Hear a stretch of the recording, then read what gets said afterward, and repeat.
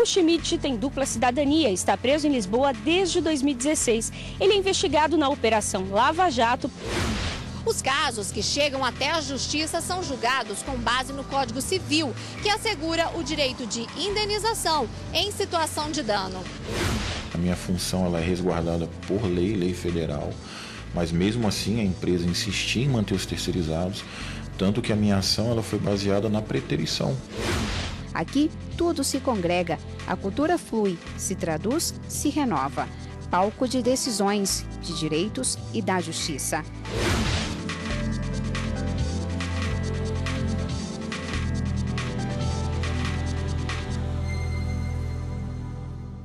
Boa noite. O ex-governador do Rio de Janeiro, Sérgio Cabral, virou réu pela 23ª vez na Operação Lava Jato.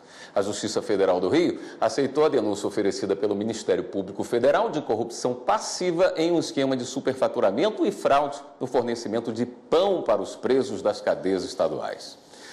Além de Sérgio Cabral, outras 18 pessoas também foram denunciadas por corrupção ativa, passiva, lavagem de dinheiro e organização criminosa. O ex-governador já foi condenado 5 vezes na Lava Jato e a pena total ultrapassa os 100 anos de prisão. A Procuradora-Geral da República, Raquel Dodge, enviou às autoridades portuguesas documentos para garantir a extradição ao Brasil de Raul Schmidt, empresário brasileiro envolvido na Operação Lava Jato. Raul Schmidt tem dupla cidadania e está preso em Lisboa desde 2016. Ele é investigado na Operação Lava Jato pelo pagamento de propinas aos ex-diretores da Petrobras envolvidos no esquema de corrupção, lavagem de dinheiro e organização criminosa. O MPF produziu registros fotográficos e filmes para mostrar que as unidades prisionais brasileiras estão aptas para receber o empresário. As garantias oferecidas por Raquel Dodge dizem respeito especificamente ao tratamento prisional ao qual ele será submetido quando for extraditado para o Brasil. Schmidt recorreu à Corte Europeia depois de ter a extradição determinada em todas as instâncias da justiça portuguesa. Empresária que vendia produtos eletrônicos na internet, mas não entregava, tem prisão mantida pelo Superior Tribunal de Justiça. Já pensou em encontrar produtos eletrônicos, como câmeras fotográficas e notebooks, sendo vendidos bem mais baratos que na maioria das lojas? A ideia parece boa, mas quando a oferta é pela internet, sempre cabe desconfiar, porque ninguém quer passar pelo desgosto de comprar algo que simplesmente não chega, né? Foi o que aconteceu com centenas de clientes de todo o país que acabaram caindo em uma fraude. Depois de pagar pelos produtos eletrônicos à vista, os sites informavam que a liquidação dos boletos não havia sido comprovada ou inventavam outras desculpas. Segundo o Ministério Público da Bahia, era um empresário que movimentava todo esse esquema. Ele criava lojas virtuais fictícias, oferecia os produtos a preços convidativos e os clientes acabavam ficando na mão. Depois da denúncia do MP, a Justiça Baiana deu ordem de prisão ao empresário, que está foragido. A defesa recorreu ao STJ depois de ter um pedido de habeas corpus negado na segunda instância. A alegação era que houve ilegalidade no decreto prisional, pois a Justiça Baiana não poderia cuidar do caso, já que haveria outras ações em curso sobre os mesmos crimes na comarca de Goiânia. No recurso também afirmavam que faltam fundamentos concretos para justificar a prisão. O relator na quinta turma, ministro Joel Ilan Paciornik, rejeitou os argumentos. Explicou que a competência para julgamento de crime de estelionato leva em conta o recebimento da vantagem ilícita, que no caso ocorreu em uma agência localizada na Bahia. Para o relator, a prisão é justificada com base na garantia da ordem pública e no risco de o empresário repetir o delito. Todos os ministros da turma seguiram o mesmo entendimento. O TST negou a ação rescisória movida pelo Distrito Federal contra o pagamento de 7 milhões de reais que a Companhia de Saneamento Ambiental, a CAESB, deve a ex-advogados da empresa. Na ação, o Distrito Federal pedia a suspensão integral ou parcial da execução em curso de uma reclamação trabalhista movida por 5 ex-advogados da Companhia de Saneamento Ambiental, a CAESB.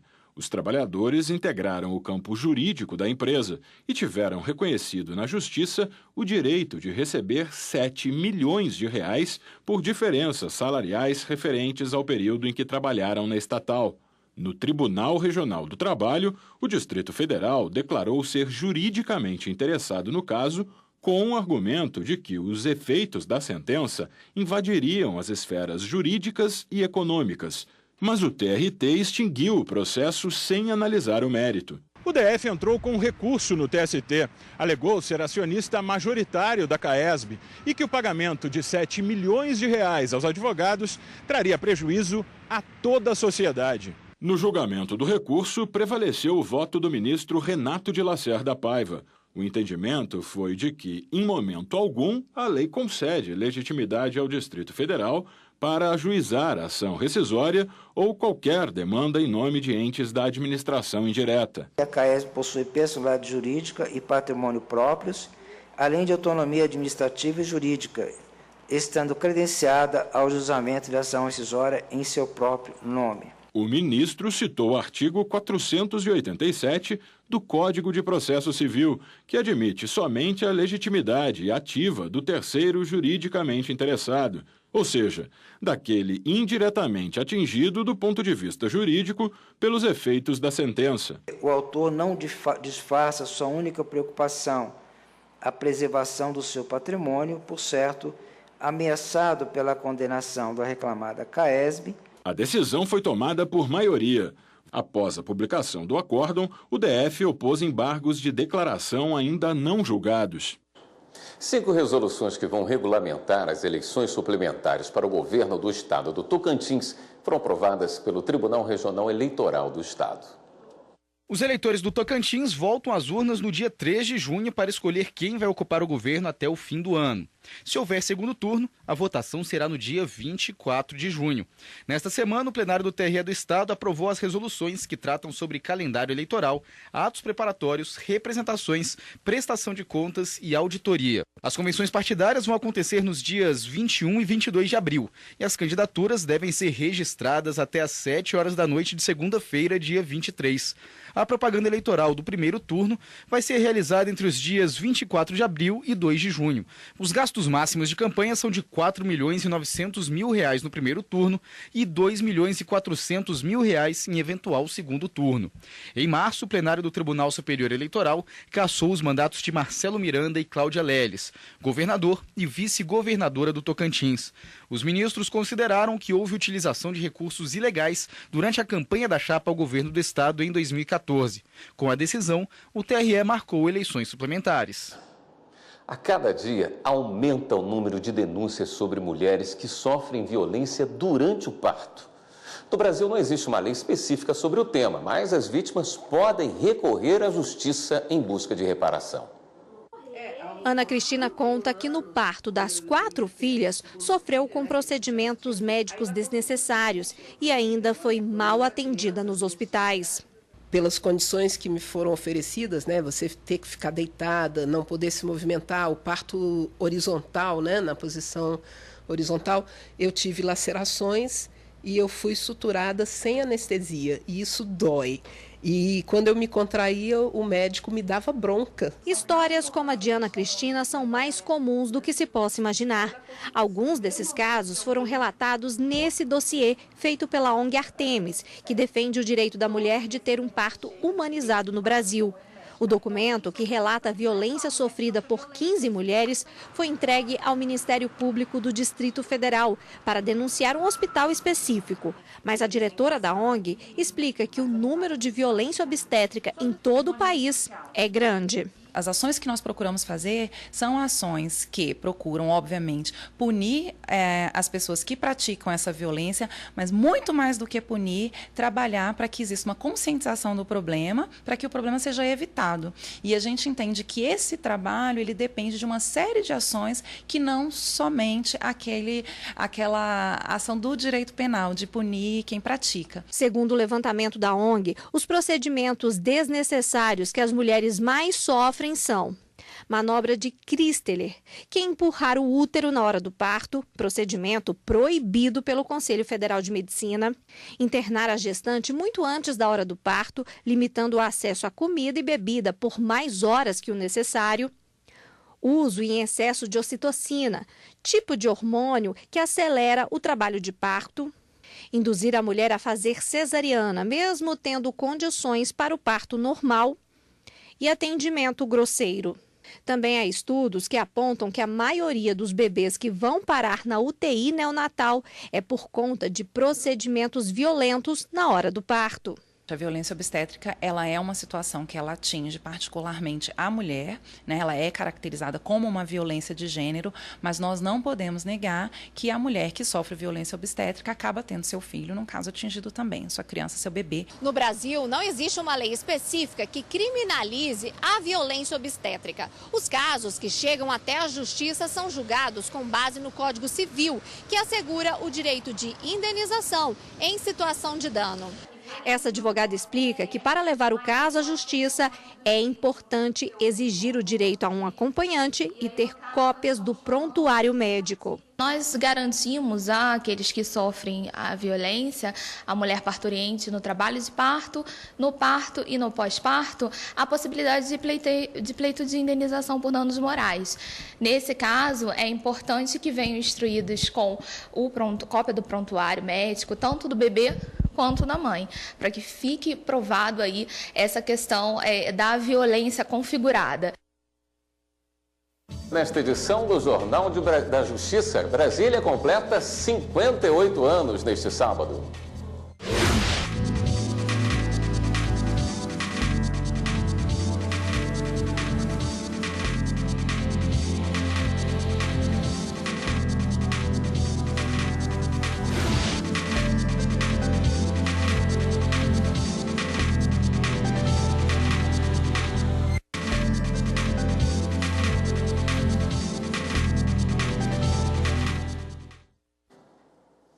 O Superior Tribunal de Justiça determinou o envio de recurso do ex-presidente Lula para o Supremo Tribunal Federal.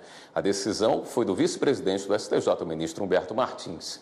A defesa de Lula recorreu da decisão da quinta turma, que negou por unanimidade o pedido de habeas corpus preventivo no dia 6 de março. No pedido, a defesa queria evitar a prisão de Lula, condenado a 12 anos e 1 mês em regime fechado pelos crimes de corrupção passiva e lavagem de dinheiro. Superior Tribunal de Justiça condena o hospital por esquecer material cirúrgico no joelho de paciente. O STJ manteve a decisão da Justiça Paulista, que condenou um hospital a pagar indenização de R$10 mil por danos morais a um paciente que ficou com um fio de aço dentro do joelho depois de fazer uma cirurgia. Passados 10 dias da operação, que reparou os ligamentos do joelho direito, o paciente não conseguia mais andar. Sentia dores, percebeu que o local da cirurgia, além de não cicatrizar, estava infeccionando. Para tirar o fio de aço do joelho, teve que fazer uma nova cirurgia, com 2 anestesias gerais e fisioterapia. Quando pediu indenização, ele alegou que, por causa disso tudo, teve que deixar a profissão de carteiro. Depois de analisar as provas, o Tribunal de Justiça de São Paulo determinou a multa de R$10 mil por danos morais.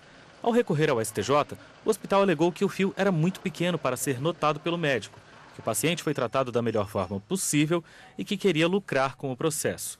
A ministra Nancy Andrighi, que relatou a ação na terceira turma, deixou claro que a negligência médica foi comprovada pelo Tribunal Paulista e que não dá para confundir este caso com os da chamada indústria do dano moral, pois ficou comprovada a violação da esfera íntima da personalidade da vítima. Quando a administração pública empregar alguém por contrato temporário ou terceirizado para o cargo que deveria ser ocupado apenas por um concursado, o aprovado pode acionar a justiça. Em 2013, João se inscreveu em um concurso público, estudou, cumpriu todas as etapas previstas no edital e no fim veio a tão sonhada aprovação. Até aí tudo bem.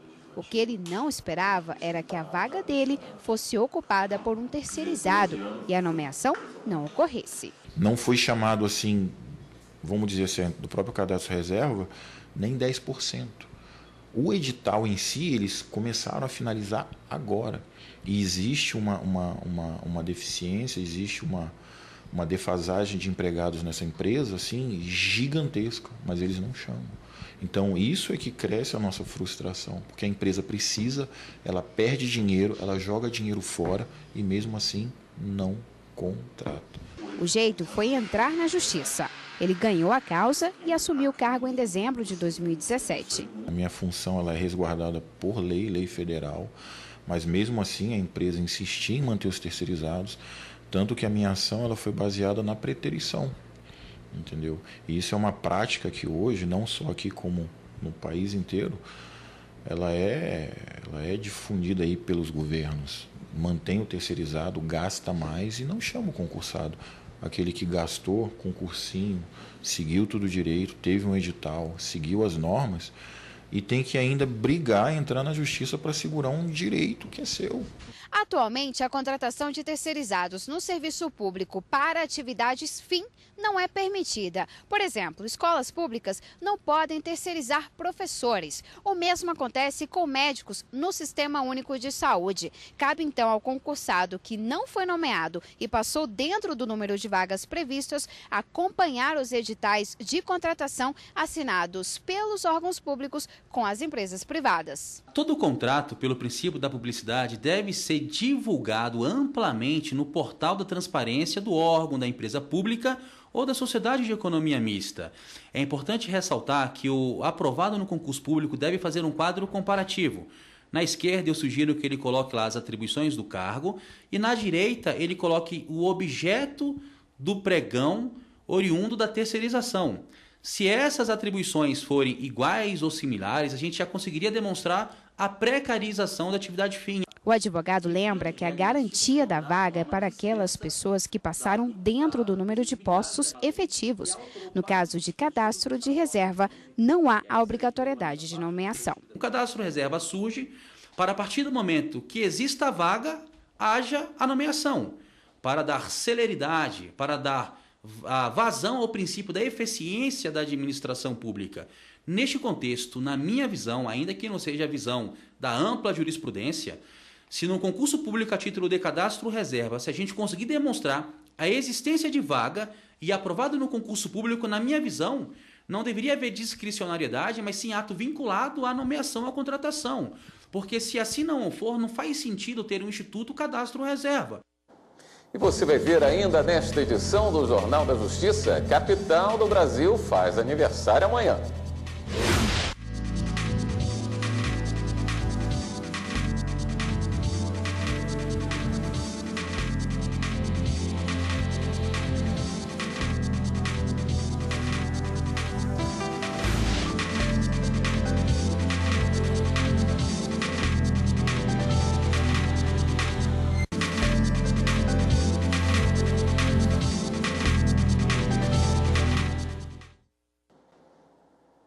Atrasos nas entregas das compras feitas pela internet têm ocorrido frequentemente. E há casos que chegam até mesmo à justiça. Recentemente, um homem garantiu indenização após ter o pedido de casamento frustrado por causa de um atraso da empresa brasileira de Correios e Telégrafos. O anel de noivado demorou bem mais que o previsto para chegar. Robson já está acostumado a fazer compras pela internet. Ele toma todos os cuidados necessários, analisa as avaliações das empresas e tem a facilidade de adquirir o produto sem ao menos precisar sair de casa. Mas a última compra deu um pouco de dor de cabeça e o problema foi justamente para receber a mercadoria. Já se passaram mais de 14 dias do previsto para a empresa brasileira de Correios e Telégrafos entregar as bandanas que ele vai usar na faculdade de enfermagem. E até agora nada. A gente, quando compra um produto, a gente quer receber, quer ver, quer tocar, quer ver se ficou bom, igual quando a gente compra, faz esse tipo de encomenda. No meu caso, eu estou aguardando, né, que eu quero ver o material. E também para mostrar aos amigos, né, da faculdade também. Vai que eles também, gostei, vou encomendar também.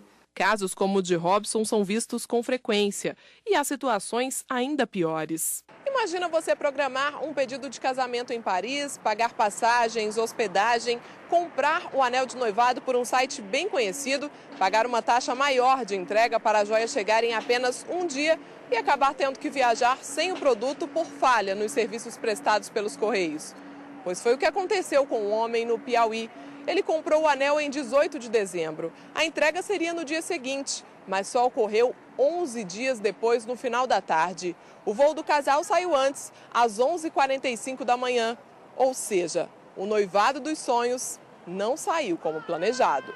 Inconformado, o noivo entrou com uma ação na justiça contra a empresa brasileira de Correios e Telégrafos. Já em primeira instância, garantiu indenização por danos morais. A ECT recorreu ao TRF da Primeira Região.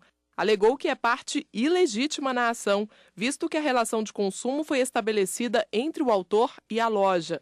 Sustentou ainda que não ficou demonstrada culpa por parte da ECT, entre outros argumentos. Mas, ao analisar o caso, a 6ª turma do tribunal considerou que os fatos foram comprovados e restou configurada a responsabilidade civil da empresa brasileira de Correios e Telégrafos. O colegiado destacou que a situação causou violação direta ao direito da personalidade, especificamente à honra. Portanto, é devida a indenização por dano moral no valor de R$ 2.000.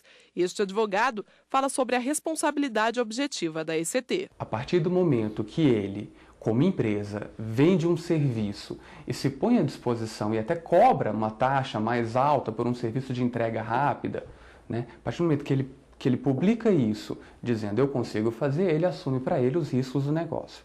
No caso dos Correios, em especial, porque ele tem um risco administrativo, com base no 37, parágrafo 6º da Constituição. Então, ainda assim, ele presta um serviço público de postagem e aí, mais ainda, né, reforçando mais ainda essa ideia, ele tem uma responsabilidade objetiva por aquilo que ele vende. Para a gente, que eu estava pensando aqui, para a gente que tem acesso à informação, com internet, com tudo, a gente consegue estar verificando, consegue ver, acompanhar como é que está acontecendo. E as pessoas que não têm esse acesso, que às vezes precisa de um boleto bancário para pagar, que está longe, tipo quem está mais no interior, atrasa, né? Leva prejuízo para as pessoas, depende que pegar multa, essas coisas todas, né? Por meio de nota, a assessoria dos Correios informou que situações pontuais podem ocorrer e, quando acontecem, são adotadas soluções para cada caso. Acrescentou ainda que estão adequando a força de trabalho e reajustando o efetivo nas unidades. Além disso, a empresa afirma que vem investindo em inovações tecnológicas para melhorar os processos internos e aumentar a qualidade do serviço oferecido. Hora de dar um giro na rede, conferir as últimas notícias.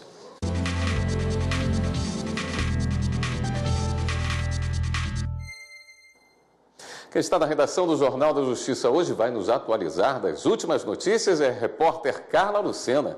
Boa noite, Carla. Olá, William. Boa noite para você, boa noite a todos. E hoje à tarde, o ministro Edson Fachin, do Supremo Tribunal Federal, relator de um dos inquéritos da Operação Lava Jato, manteve no Supremo a investigação de 8 parlamentares do Partido Progressista, entre eles Agnaldo Ribeiro, Arthur Lira e Ciro Nogueira. Eles são acusados de suposta prática de associação criminosa. Em relação aos demais denunciados sem foro no STF, o inquérito será enviado para as instâncias competentes. E o ministro Alexandre de Moraes, também do STF, negou um recurso em habeas corpus de um uruguaio.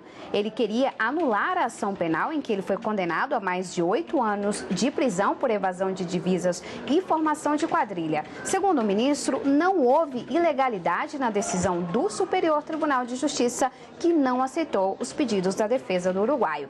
E em São Paulo, o Ministério Público abriu hoje um inquérito para investigar o ex-governador Geraldo Alckmin. Ele é acusado de supostamente ter recebido vantagem indevida do grupo Norberto Odebrecht.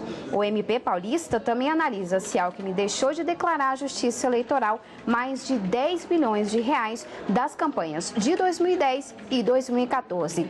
Todas as notícias do Jornal da Justiça você pode rever no nosso site, tvjustiça.jus.br. E agora vamos ver uma produção de 1969 do Arquivo Nacional que mostra aspectos da capital federal, seus prédios, superquadras e também a Praça dos Três Poderes, onde fica o Supremo Tribunal Federal. Vamos então agora acompanhar o início de Brasília, que amanhã completa 58 anos. Ao atravessarmos os 14 órgãos de cúpula pelas largas pistas de rolamento, descortinamos a maior área construída em urbanismo e arquitetura já realizada pelo homem. Circundamos o edifício do Congresso Nacional, símbolo geminado do poder do povo na verticalidade nas criações semiesféricas do Senado e da Câmara. Levanta-se para os ares translúcidos do Planalto como símbolo de liberdade e democracia. Em suas linhas modernas, o Supremo Tribunal Federal revela o avanço do nosso direito. Símbolo do presidencialismo, o Palácio do Planalto ocupa o centro da Praça dos Três Poderes, sede do Poder Executivo, onde se traçam as coordenadas administrativas do Brasil de hoje.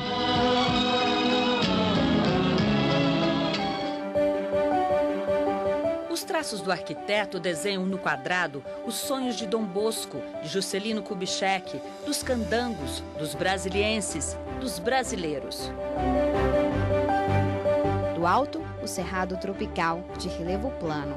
O Planalto Central dos Novos Tempos, de Oscar Niemeyer, de Lúcio Costa.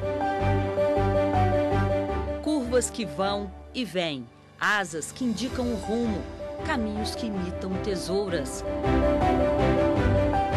Águas artificiais que dão vida, que pulsam, respiram e inspiram. O céu que confunde com o horizonte.